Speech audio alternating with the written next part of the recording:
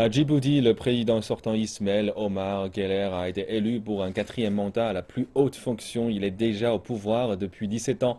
Cependant, les partis d'opposition contestent les résultats. Djibouti s'est réveillé à la nouvelle de la réélection d'Ismaël Omar Guelleh comme président. Il aurait gagné par un raz-de-marée électoral de 96%.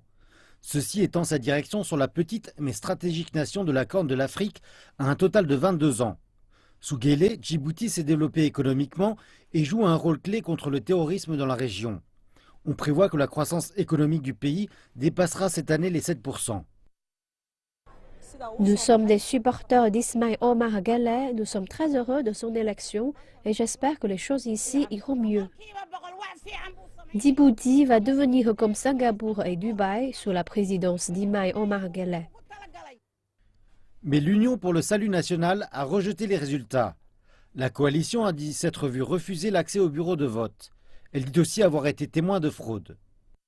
Ismaël Omar Guelleh a volé le vote populaire et c'est malheureux, surtout au XXIe siècle. Après 17 années de pouvoir, il aurait dû au moins à rentrer dans l'histoire en étant celui qui a initié à son pays la démocratie. Moi, je ne suis pas un militaire, je ne suis pas un violent, je suis contre la violence. Le peuple djiboutien est déçu. On n'a pas encore entendu les rapports des inspecteurs internationaux des élections. Des inquiétudes ont surgi lors du jour de l'élection à propos d'un manque de délégués de l'opposition au bureau de vote, mais aucune irrégularité n'a encore été rapportée. Pour la plupart des Djiboutiens, c'est le retour au cours normal des choses. Mais nombreux sont ceux qui espèrent que le quatrième mandat de M. Guelleh verra son gouvernement élever le niveau de vie des habitants et promouvoir davantage d'emplois pour la génération future du pays.